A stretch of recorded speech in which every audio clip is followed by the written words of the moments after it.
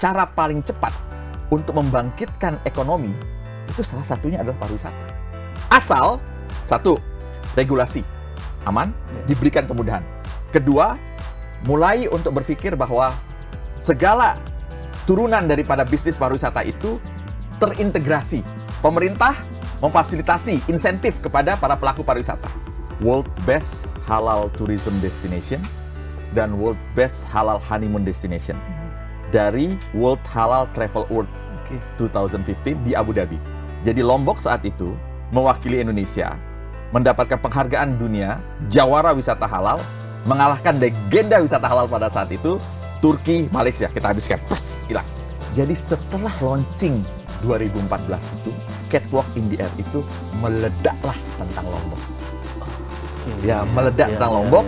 Dari situlah di tahun 2015 saya ditelepon oleh CEO-nya World Halal Travel Award Abu Dhabi itu. Dan alhamdulillah berkat dukungan Kementerian Pariwisata, berkat dukungan pemerintah Provinsi Nusa Tenggara Barat dan stakeholder pada saat itu, sehingga Lombok berhasil, yang seperti yang saya ceritakan, mendapatkan penghargaan dunia. Dan itu sampai sekarang tidak terkalahkan, Pak. Jadi Catwalk in the Air, Halal Award, Mandalika, Mandalika, buku protokol destinasi, buku Dende Mandalika, baru kemudian di TKN Prabowo Gibran, dan Prabowo Gibran menang.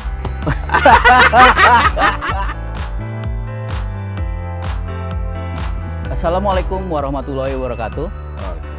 Halo Sobat WK, jumpa lagi dengan saya Eko Priyono, manajer peliputan Warta Kota. Kali ini di studio sudah hadir Bang Taufan Rahmadi. Beliau merupakan Dewan Pakar TKN Prabowo Subianto Gibran Raka Buming Raka di bidang pariwisata ya Bang? Siap. Beliau juga pakar pariwisata nasional gitu ya. Alhamdulillah. Nah, kita akan berbicara seputar data yang dikeluarkan BPS mengenai 9,9 juta anak muda Gen Z yang pengangguran ya Bang. Nah, Abang kan menyebut pariwisata sebagai salah satu solusi ya untuk mengatasi persoalan tersebut. Tapi sebelum ngomongin pariwisata, abang nih siapa gitu? Maksudnya apa kompetensi abang di pariwisata ini? Ya oke di TKN, tapi bisa dijelaskan dulu nggak? Ya, jadi terima kasih Mas Eko ya undangannya. Pertama saya tahun 2014 itu dipercaya oleh Gubernur Nusa Tenggara Barat pada saat itu TGB menjadi Ketua Badan Promosi Pariwisata Daerah Nusa Tenggara Barat. Yang tugasnya adalah memastikan, mengkoordinasikan program-program promosi pariwisata untuk bisa menjadi stand out di Nusa Tenggara Barat. Itu 2014. 2015 dari kerja terkait pariwisata, alhamdulillah kami berhasil pada saat itu mendapatkan penghargaan internasional. World Best Halal Tourism Destination dan World Best Halal Honeymoon Destination dari World Halal Travel Award 2015 di Abu Dhabi. Jadi Lombok saat itu mewakili Indonesia mendapatkan penghargaan dunia jawara wisata halal, mengalahkan legenda wisata halal pada saat itu, Turki, Malaysia. Kita habiskan, hilang. Apa kabar ya? 2015. 2016 saya diambil oleh Kementerian Pariwisata. Ya, Kementerian Pariwisata. Waktu itu Pak Arif Yahya. Beliau bilang, Van, bantu kita di pusat. Kebetulan kita bentuk yang namanya tim percepatan 10 destinasi pariwisata prioritas.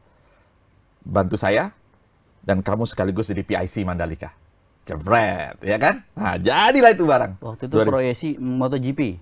Belum ada MotoGP. Belum ada MotoGP pada saat baru itu. Pengembangan pengembangan nol. Zero, ini nggak ada. Ini, Ini boleh cerita dulu ya. Ini penting ini, biar jelas runtutannya. Jadi 2016 itu kami diangkat. Pada saat di rapat pertama di tim itu, saya ditanya sama Pak Arif Yahya, PIC Mandalika dong deh. Taufan, kamu apa yang perlu kita lakukan pertama kali ketika nanti di Mandalika? Saya bilang pada saat itu, Pak Menteri izin, Mandalika itu dibangun sudah 32 tahun. Ganti presiden, ganti menteri, masyarakat di sana itu sudah bosen untuk dijanjikan. Saya bilang gitu.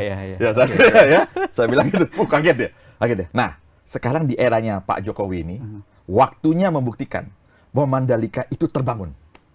Nah, caranya, saya bilang gitu, caranya pertama kali, saya punya pengalaman saat itu, sholat Jumat, saya kebetulan nginep di Novotel, sholat Jumat. Ketika sholat Jumat, ternyata masjidnya kecil. Ya, mungkin bukan disebut masjid ya, tapi musola gitu ya. Nah, musola, beluber gitu. Nah, itu Pak Menteri. Bagaimana kita akan mendesain sebuah destinasi dunia, kelas dunia, tapi ketika bicara salah satu fasilitas yang paling utama, itu nggak ada gitu. Nah, saya usulkan Pak Menteri, saya bilang, pertama yang harus dibangun adalah masjid. Kenapa masjid? Satu adalah bicara tentang bahwa Lombok itu bumi 1000 masjid. Yang kedua yang paling penting adalah mengembalikan kepercayaan masyarakat. Masyarakat di sana. Bahwa ini loh, sekarang ini pariwisata di Mandalika sungguh-sungguh didirikan. Dari situlah mulai berawal pergerakan pembangunan Mandalika.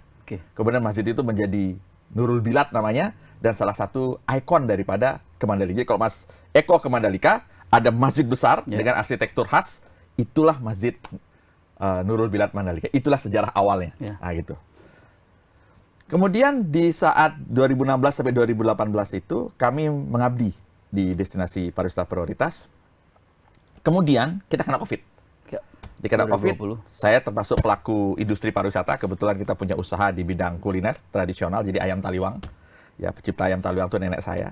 Ya, ayam murad. Nah, pada saat COVID, hari pertama COVID itu, saya bilang sama keluarga saya, kita ini harus, mempersiapkan diri terhadap segala macamnya gitu. Nah, lalu hari itu ketika warung saya tutup, saya langsung menulis buku. Nah, buku itu judulnya Protokol Destinasi. Nah, buku itu diterbitkan oleh Kompas Gramedia, dan saya dedikasikan apa yang ada di buku itu untuk para pelaku industri pariwisata, kepada pemegang kebijakan, agar guidance apa yang perlu dilakukan oleh para pelaku industri dan pemangku kebijakan ketika destinasi wisata itu dalam keadaan ingin bangkit dari keterpurukan itu. Nah, kemudian saya aktif di banyak kegiatan, khususnya memang concern-nya di bidang pariwisata. Terakhir saya juga bekerja sama Kementerian Pariwisata, kita menciptakan buku. Buku itu namanya Dende Mandalika. Ini dapat ekor muri, buku ini. Buku ini diambil dari cerita Putri Mandalika. Jadi kalau Mas Eko datang ke Lombok, ada sirkuit Mandalika. Mandalika itu diambil dari cerita legenda itu. Nama Mandalika. Dari Putri Mandalika, Putri Nyali. Nah, kami bersama-sama dengan para sesepuh, ahli-ahli sejarah, ahli-ahli cerita rakyat yang ada di sana, berkumpul bersama-sama untuk menyusun sebuah plot. Jadi dari tokoh Lombok Utara, tokoh Lombok Tengah, Lombok Timur, Lombok Barat, sampai Mataram, 10 Lombok itu, kita kumpul, lalu kita menyusun buku itu, yang nantinya kita harapkan bisa menjadi panduan. Bukan saja panduan kepada wisatawan, tetapi juga kepada para generasi kita. Karena saya lihat banyak generasi kita yang kadang-kadang lupa tentang cerita-cerita rakyat yang sungguh melegenda. Jadi buku itu pun mendapatkan apresiasi dari Rekor Muri. Nah, kalau kita dapat penghargaan, kemudian kita diberikan oleh Pak Menteri di Gedung Sabta Pesona pada saat itu. Nah, sekarang saya memang diminta gitu, alhamdulillah diberi kepercayaan di TKN, di Prabowo Gibran, untuk menjadi anggota Dewan Pakar khusus membidangi pariwisata dan ekonomi kreatif, di mana ketua kami itu adalah Profesor Dr. Burhanuddin Abdullah, di mana beliau adalah salah satu tokoh perancang ekonomi Indonesia yang dipercaya oleh Pak Prabowo. Ya, kira-kira begitu sampai saya terbawa ketemu sama Eko saat ini. Iya. Nah, jadi gitu. Tadi ada yang terlewat mungkin ya? Soal yang di pesawat. Oh, ya. Itu sesuatu juga tuh. Maksudnya supaya Sobat WK tahu apa yang udah dilakuin supaya gini. Ini salah satu menurut saya milestone cerita ini. Saya ketika menjabat jadi ketua badan promosi, saya sadar benar, saya itu paling muda pada saat itu. Ya, saya diremehkan oleh si bapak ini, diremehkan, semua diremehkan. Ini siapa? Ini orang baru datang gitu ya. Dari daerah. Nah, saat itu saya sudah punya posisi di Jakarta. Ya, saat itu saya sudah punya posisi di Jakarta. Kemudian saya diminta oleh Pak Gubernur, Van, kamu bantu dong daerah. Waduh, untuk apa nih Pak Gubernur? Saya bilang, Jadi badan promosi gitu. Bayangan saya ketika saya datang, itu saya dapatkan gaji besar. Semua besar gitu ya. Yang berbeda dengan yang jauh lebih tinggi daripada jabatan saya yang ada di Jakarta pada saat itu. Ternyata ketika pulang itu berbalik 180 derajat. Begitu kita pegang itu jabatan, bukan malah kita jadi dapatkan penghargaan yang dari segi finansial itu enggak ada. Tapi justru kita di demo. Hari pertama saya menjabat itu di demo. Karena isu pariwisata itu isu sensitif kalau di Lombok itu, di NTB khususnya. Tapi alhamdulillah kita bisa melewati. Dan kemudian gini, kadang-kadang saya itu selalu diajarkan gitu. Kalau bicara apa yang menjadi kecintaan, itu rezeki itu nanti akan segera mengalir. Jadi fokus saja kepada apa yang menjadi kita cintai, nanti rezeki itu akan Allah akan atur dengan sendirinya. Jadi fokusnya bukan kepada uangnya, materinya, tapi fokus kepada karya. Nah, dengan karya kita berhasil, otomatis kita dapatkan apa yang menjadi harapan kita. Nah, saat itulah yang memotivasi saya. Ini BPPD harus punya yang berbeda ketika bicara tentang promosi. Lalu saya kepikiran, ini saya harus kerjasama nih. Video kita ini harus ada di pesawat Garuda, saya bilang gitu. Uang kita nggak ada. Uang nggak ada. Jadi artinya terbatas gitu. Lalu saya nekat. Saya mencoba untuk berkomunikasi dengan pihak Garuda. Sebelumnya pihak Garuda di Lombok dulu. Dan beberapa orang di sana yang mengatakan bahwa ini susah, sulit. Saya bilang semakin sulit ini semakin mahal. Saya bilang gitu kan. Semakin sulit semakin mahal. Saya lompat ke direksi Garuda. Alhamdulillah direksi Garuda menerima saya di sana. Lalu saya presentasi terkait ini. Pak Emir. Iya, Pak Emir. Pak Emir. Pak Emir dan begitu jajarannya semuanya. Oke, confirm kita ketemu di sana. Begitu di sana saya paparkan, beliau bilang pada saat itu, ini banyak video yang kayak begini. Tapi video kamu nih, Van, ini berbeda. Dia bilang gitu. Lalu beliau perintahkan kepada semua jajarannya untuk memastikan video ini terpasang di Garuda. Belum selesai di situ, saya bilang. Belum selesai di situ. Izin Pak Dir, saya bilang. Video itu maksudnya video promosi? Video promosi. Lombok ya? Pertanyaan pertama saya adalah gini. Izin Pak Dir, kami ini tidak punya anggaran. Saya bilang gitu. Bagaimana nih Pak Dir? Saya bilang. Nggak usah pikirin anggaran. Saya setuju dengan pendapat kamu. Kalau bicara tentang promosi pariwisata, bukan pesawat Garudanya yang hebat-hebat itu ini promosikan. Tapi destinasinya ini promosikan. Jadi otomatis orang pergi ke destinasi itu. Terima kasih Pak Dir. Yang kedua Pak Dir, saya bilang. Saya tanya lagi kedua nih. Kalau boleh Pak Dir, biar kita berbeda Pak Dir. Launchingnya video ini tidak hanya sekedar launching, tapi kita bikin catwalk in the air ini. Wah, gimana ini saya bilang? Catwalk in the air ini, saya bilang. Dia bilang gitu kan? Begini Pak Dir. Pesawat ini terbang Pak Dir. Ya. Saya siapkan putri pariwisata dari 3 suku besar yang ada di NTB. Sasak, Samawa, dan Bojo. Gitu. Akhirnya beliau menyetujui, memerintahkan semua jajaran untuk mempersiapkan itu. Itu saya persiapkan 8 bulan bersama Garuda. 8 bulan itu tidak mudah. Jangan bayangkan video itu seperti kita taruh CD lalu dipasang di pesawat Garuda. Tidak. Ini harus dapat approval dari Boeing di California. Karena apa? Sistem itu harus dipastikan file yang terpasang di semua jaringan pesawat Boeing, khususnya Garuda itu, terpasang dengan aman dari safety-nya. Itu baru berbicara izinnya. Nah, alhamdulillah selama 8 bulan kita persiapkan, lalu kemudian dilaunchingkan di atas pesawat. Dari saat itulah, karena setengah daripada penumpangnya itu media. Media. Jadi setelah launching 2014 itu, Catwalk in the Air itu meledaklah tentang Lombok. Meledak tentang Lombok. Dari situlah di tahun 2015 saya ditelepon oleh CEO-nya World Halal Travel World Abu Dhabi itu, yang mengatakan bahwa Pak Tovan, apakah benar Anda Ketua BPPD? Betul. Saya dari Abu Dhabi, ini dalam bahasa Inggris dalam bahasa Inggris, melihat bahwa Lombok itu menjadi halal features destination, new halal features destination pada saat itu. Dan kemudian kami disampaikan bahwa kami mendapat nominasi, salah satu nominator, lalu saya laporkan kepada Pak Arif Yahya saat itu dan Pak Sapta Nirwandar saat itu. Kemudian, alhamdulillah Pak Arif Yahya mengatakan kepada saya, Tovan, kamu setiap hari harus update sama saya terkait perjuangan ini. Dia bilang gitu. Dan alhamdulillah berkat dukungan Kementerian Pariwisata, berkat dukungan pemerintah Provinsi Nusa Tenggara Barat dan stakeholder pada saat itu, sehingga Lombok berhasil, yang seperti yang saya ceritakan, mendapatkan penghargaan dunia. Dan itu sampai sekarang tidak terkalahkan, Pak. Oke. Jadi Catwalk in the Air, Halal World, Mandalika, Mandalika, buku protokol destinasi, buku Dende Mandalika, baru kemudian di TKN Prabowo Gibran, dan Prabowo Gibran menang. Aduh, ya. Oke. Berarti setidaknya Sobat WK tahu saya berbicara dengan orang yang tepat ngomongin pariwisata ya. Masya Allah. Nah, BPS mengeluarkan data hampir 10 juta anak muda Gen Z 15-24 tahun yang tidak bersekolah, tidak bekerja, dan tidak menjalani pelatihan apapun. Menurut Bang Taufan kan pariwisata bisa jadi salah satu solusinya untuk pemerintahan Prabowo Gibran yang menargetkan ekonomi tumbuh 8%. Gimana caranya? Baik, gini. Saya membatasi penjelasan saya dalam spektrum pariwisata ya. Spektrum pariwisata.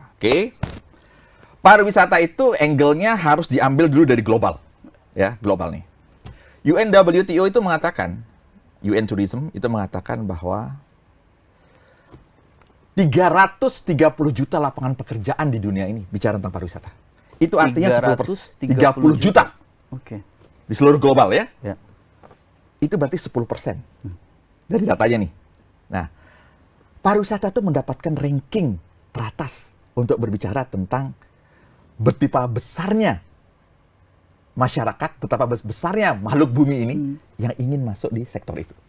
Satu tuh, ya global ya. Lalu, ke Indonesia sekarang.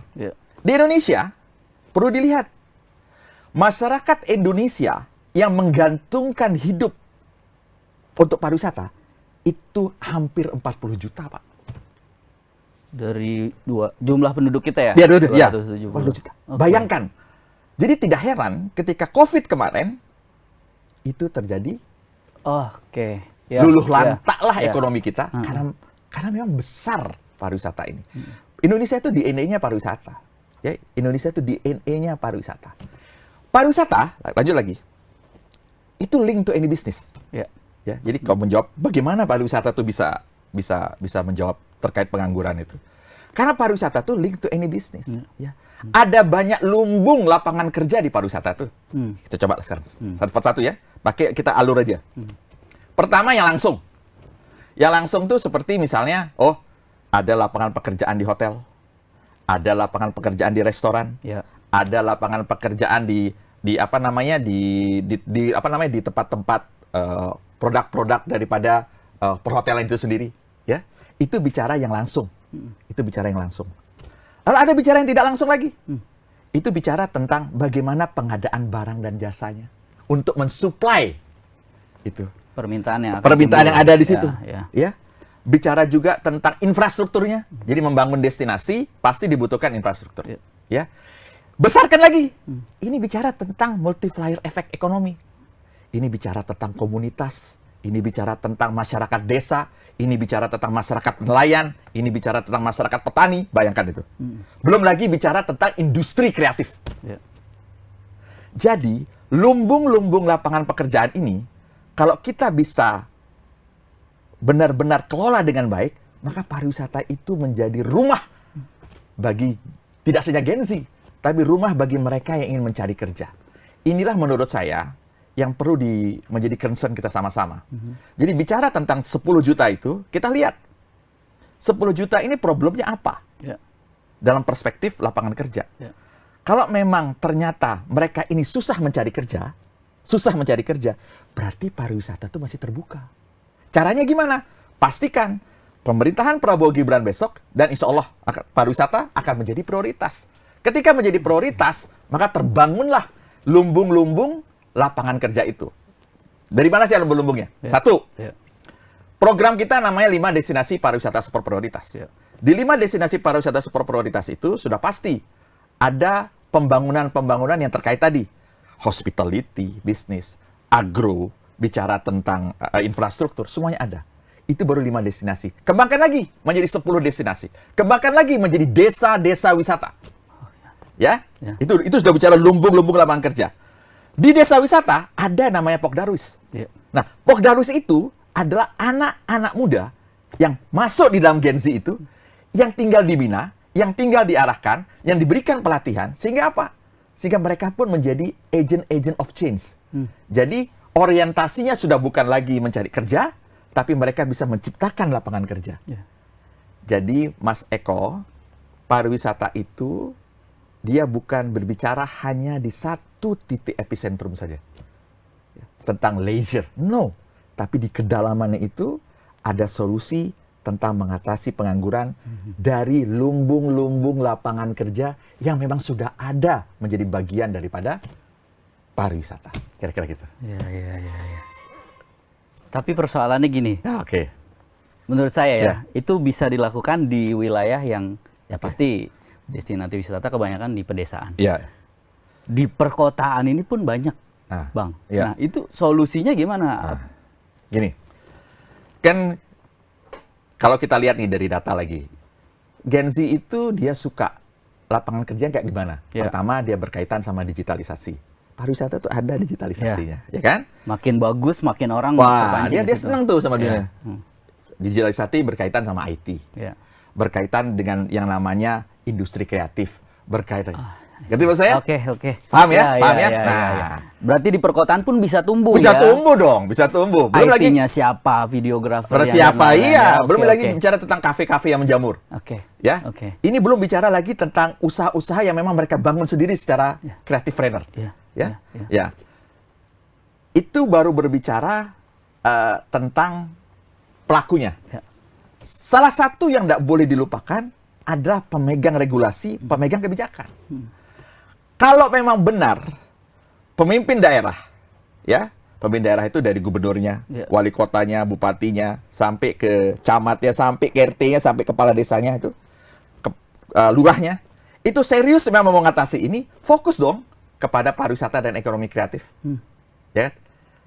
Berikan regulasi yang pro kepada pengembangan atau lapangan usaha yang orientasinya kepada pariwisata dan ekonomi kreatif. Mudahkan usahanya, akses permodalan dipermudah. Seperti itu. Sehingga apa? Sehingga anak-anak muda Gen Z ini yang memang dia concern terhadap jenis lapangan pekerjaan seperti yang tadi saya sebutkan itu, mereka pun punya daya spirit. Mereka termotivasi untuk bangkit begitu. Jadi kalau pemimpin daerahnya tidak mendukung dari dua hal dukungan kebijakan tidak ada, dukungan anggaran tidak ada, ya sudah, forget it. Nah, jadi mengatasi pengangguran di perkotaan, di pedesaan, itu salah satu variabel penentunya adalah siapa pemimpin daerah yang ada di tempat itu. Jadi nggak terbatas di wilayah yang ada wisatanya, di kota besar pun bisa Ini nggak apa-apa kalau saya semangat kayak begini. Nggak apa-apa. Ini takutnya nanti meledak semua di sana. Nggak apa-apa. Karena kita ngomong sama pelaku pariwisata jadi Bang. Alhamdulillah ya. Wajar lah berarti. Iya. Ini bicara pariwisata tapi menyala. Nah, persoalan lagi Bang. 9,9 juta itu tidak banyak. Bukannya mereka tidak mau kerja. Tidak banyak sekarang lapangan pekerjaan yang bisa terbuka. Kalau dulu kita ada tekstil, sepatu. Nah, sekarang banyak sepatu, toko sepatu, pabrik sepatu, produsen sepatu yang sudah mulai gulung tikar bahkan ada. Kemudian ada digitalisasi. Nah, kemudian hilirisasi. Artinya kan pertambangan. Tapi kan itu sedikit sekali menyerap tenaga kerja. Sedangkan yang kita perlukan banyak. Kemudian soal pembagian formal dan informal, ada yang menganggap kalau di formal itu secara pendapatan akan lebih bagus daripada informal. Pariwisata ini kan mohon maaf dengan abang yang jelasin tadi ke informal berarti inklusif. Itu apakah bisa menjadi mata pencarian mereka? Sumber hidup mereka? Ya bisa sekali. Saya bisa mencontohkan. Saya bisa mencontohkan. Langsung saya kasih studi kasus. Dulu, salah satu program daripada Kementerian Pariwisata itu adalah bicara Poltekpar. Kebetulan saya salah satu yang juga diberikan tugas untuk memonitor tentang Poltekpar di Lombok, karena dia dekat sama Mandalika. Kawan saya yang menjadi penentu daripada salah satu petinggi yang ada di sana itu kesulitan cari mahasiswa. Jadi orang masih belum mau kuliah di Poltekpar itu. Saat itu awal-awal ya. Keliling ini. keliling si tim ini, keliling kemana-mana untuk menjelaskan tentang lembaga pendidikan ini dengan segala fasilitasnya. Belum ada yang mau. Tapi kemudian, seiring dengan tumbuhnya Mandalika, seiring dengan tumbuhnya destinasi-destinasi pariwisata, desa-desa wisata, ini kemudian masyarakat mulai melihat ini sebagai opportunity bagi mereka untuk bekerja, untuk mencari mata pencaharian. Sekarang, Poltekpar sudah menjadi salah satu lembaga pendidikan favorit. Yang istilahnya muridnya itu tumpah ruah, kasar begitu, dengan fasilitas yang ada. Ini menunjukkan bahwa pariwisata itu sudah menjadi salah satu pegangan, acuan, cita-cita masa depan dari anak-anak yang tergolong Gen Z itu. Ya, jadi tinggal sekarang pastikan bahwa kurikulum pendidikan, alur daripada mata pelajaran, gitu ya, sudah sedari dini menurut saya penting untuk disampaikan tentang bagaimana pariwisata keberlanjutan, pariwisata dengan ekonominya, pariwisata dengan masa depannya. Sehingga ini bisa menjadi sesuatu mindset bagi anak-anak muda bahwa kita tidak hanya bergantung untuk mencari kerja saja, tetapi juga untuk menciptakan lapangan kerja dimulai dari daerah tempat mereka tinggal. Kalau mereka adalah pemuda desa, mereka bisa meng-create yang namanya desa wisata. Kalau mereka ternyata seorang ahli musik, mereka bisa menciptakan musik-musik yang kemudian secara digitalisasi, secara ya, itu bisa menjadi sesuatu yang bisa menjadi selling point buat mereka. Jadi banyak hal. Mereka pintar masak, mereka bisa menciptakan kuliner-kuliner tradisional. Nah, kira-kira gitu. Bisa ketangkep ya Mas Eko ya? Ini saya contoh kasus saja. Jadi sekarang itu trennya sudah berubah. Trennya adalah bahwa berdasarkan kacamata tadi, bahwa sekolah-sekolah pariwisata, lembaga-lembaga pariwisata menjadi salah satu lembaga favorit bagi anak-anak muda, Gen Z, untuk belajar di sana. Begitu. Ya, kira-kira begitu. Belum lagi bicara tentang vokasi. Fotografer, sinematografer. Ya, semuanya itu orientasinya adalah bicara tentang industri kreatif. Ini penunjang juga. Nah, kira-kira gitu. Oke. Nah, sekarang yang existing nih. Ya, existing. Menurut Bang Tovan, apa yang perlu dilakukan para pelaku atau stakeholder ya, yang sekarang membidangin pariwisata? Ya bagaimana mereka supaya berkembang, ini ada ide dan saran? Selain kementeriannya, kita kan nggak bisa nunggu dari pusat ya Bang. Kita udah punya nih barangnya, setiap daerah punya wilayah atau daerah wisata yang masing-masing. Nah, mereka harus bagaimana? Gini, Mas Eko, menurut saya kita jangan pernah melihat pelaku pariwisata itu hanya tergantung kepada pemerintah. Tidak. Saya justru melihat banyak sekali kawan-kawan kita itu survive dengan kemampuan mereka sendiri. Terbukti ketika COVID. COVID ya. Di COVID itu hampir semua kawan-kawan saya tiarap. Hampir semua aset-aset mereka jual, tergadaikan dan sebagainya. Mereka lulu lantak lah gitu. Tapi kemudian sekarang mereka cepat juga bangkit. Jadi di sini dia inline dengan apa statement daripada UNWTO sendiri bahwa bicara tentang cara paling cepat untuk membangkitkan ekonomi, itu salah satunya adalah pariwisata. Terbukti di COVID itu. Pernah jatuh, di Lombok itu jatuh gempa. Gempa setahun, hancur. COVID setahun, hancur. Tapi sekarang semua bangkit lagi. Termasuk kami ini. Bangkit kemudian. Cepat dia. Asal, satu, regulasi. Aman, diberikan kemudahan. Modal diberikan kemudahan. Jangan ada regulasi-regulasi yang mencekik pelaku pariwisata. Jangan itu. Kedua, mulai untuk berpikir bahwa segala turunan daripada bisnis pariwisata itu terintegrasi, saling membutuhkan. Persaingan dibuat persaingan yang sehat. Ya, harga tidak boleh saling tumpang tindih. Pemerintah memfasilitasi insentif kepada para pelaku pariwisata. Salah satu yang mengedepan saat ini yang saya yakin nanti akan menjadi salah satu terobosan adalah Indonesia Tourism Fund misalnya.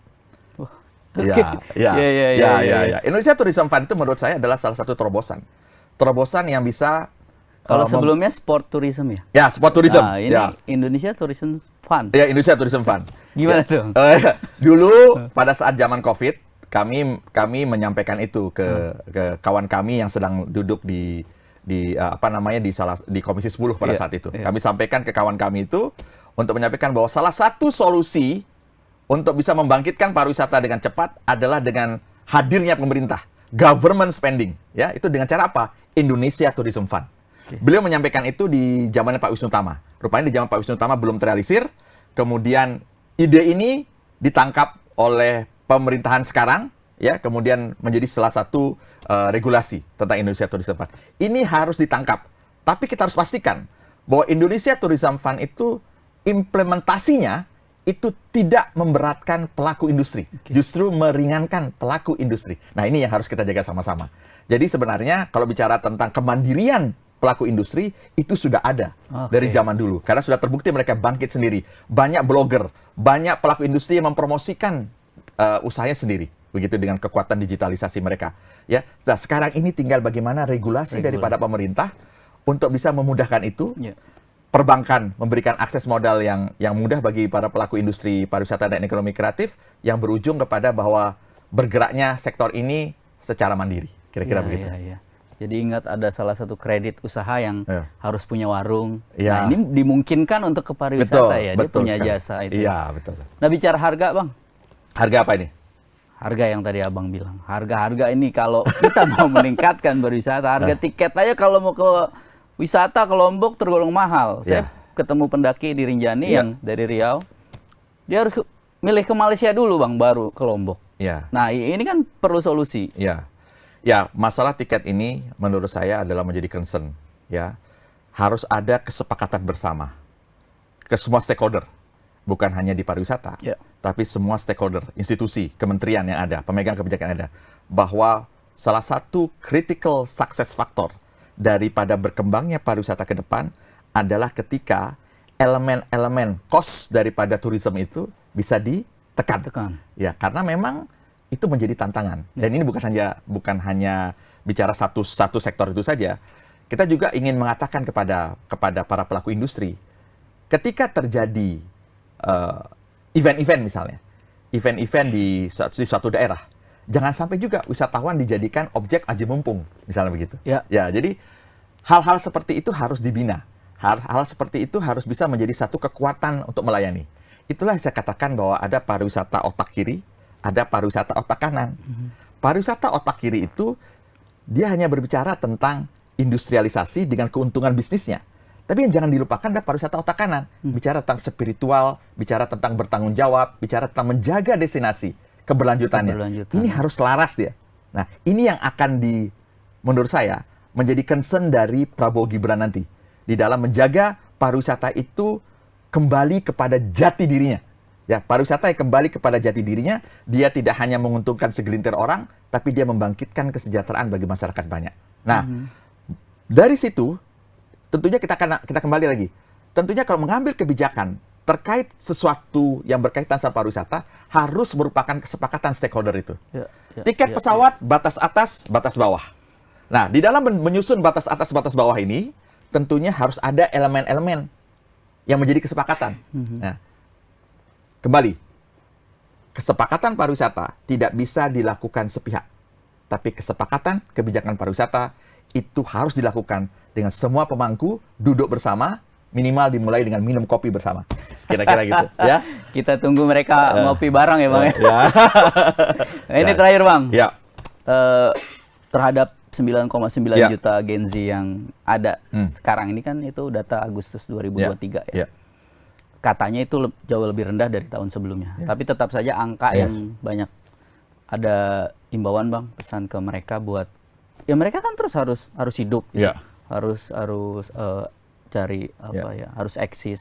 Harus mungkin masih mencari jati diri yang di 17 18. Nah, apa yang bisa mereka lakukan ketika pekerjaan ini belum ada? Bentuk aktualisasi diri mereka tuh mereka harus bagaimana, Bang, agar tidak tertinggal zaman, karena bahaya nih. 2045 katanya kita akan panen nih Indonesia Emas. Tapi jangan-jangan sampai 2030 kita malah kewalahan mengatasi banyaknya atau bonus demografi itu. Nah, ada saran, Bang, buat mereka, Bang? Saya optimis gitu ya. Optimis bahwa adik-adik Gen Z ini bukan adik-adik yang terbelakang. Gitu. Generasi Indonesia itu adalah generasi hebat gitu, anak-anak muda ini. Mereka itu sudah melampaui zaman generasi-generasi kita, gitu ya. Dengan kekuatan handphone, kekuatan digitalisasi, mereka bisa menangkap semua hal-hal yang ada di sekeliling mereka. Apa yang mereka harus lakukan? Satu, pastikan bahwa ketika mereka melangkah, itu orientasinya adalah masa depan yang memang mereka ingin kreasikan sesuai dengan jati dirinya. Jadi ini tentang masa depan mereka. Ini bukan tentang masa depan orang lain. Ini tentang masa depan mereka. Kalau mereka memang suka di industri kreatif, lakukan itu yang terbaik. Ya, cari peluang-peluang itu. Pemerintah memiliki banyak program terkait kemudahan-kemudahan bagi mereka yang ingin berusaha di industri kreatif. Kita lihat banyak sekali. Terus kedua, mereka juga bisa melihat bahwa opportunity yang begitu besar. Kalau saya di bidang pariwisata, saya akan melihat, menawarkan kepada Gen Z bahwa mulai dari tempat tinggalmu saja, kamu bisa menciptakan yang namanya paket-paket perjalanan misalnya. Mulai dari tempat tinggalmu saja, kamu bisa meng-create suatu travel pattern, pola perjalanan. Bisa meng-create karya yang sesuai dengan hobi kamu, keahlian kamu. Itu bisa. Selemah-lemahnya adalah bicara tentang bagaimana membangun sebuah produk yang itu lahir dari kreativitasnya dia. Kalau memang dia anak-anak. Ya. Terus yang kedua, itu kepada Gen Z-nya. Kepada pemerintah misalnya. Kepada pemerintah. Mulai dari pemerintah yang paling rendah, dari RT, RW, terus sampai kepada gubernurnya misalnya. Kepada pemerintah pusat. Bahwa kita berharap bahwa kebijakan-kebijakan nantinya itu adalah kebijakan-kebijakan yang memastikan bahwa dari awal mindset Gen Z itu diletakkan kepada mindset yang siap berkarya.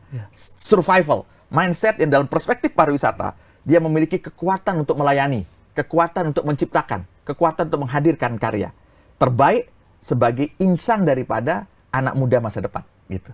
Nah, jadi bicara tentang pendidikan, bicara tentang pelatihan, bicara tentang entrepreneurship, itu harus ada di Gen Z dengan fasilitasnya, begitu. Dan itu menimbulkan namanya kemandirian.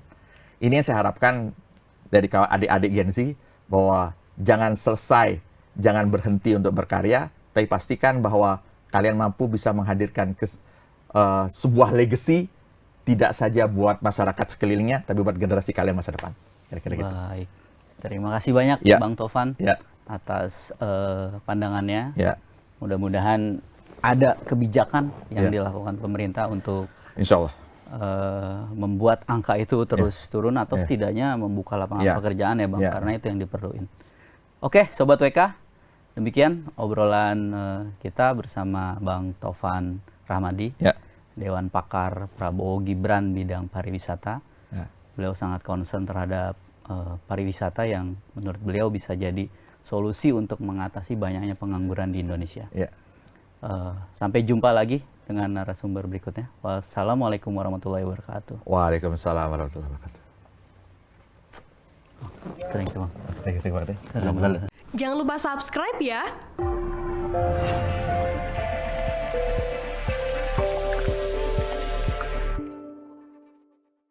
Jangan lupa subscribe ya.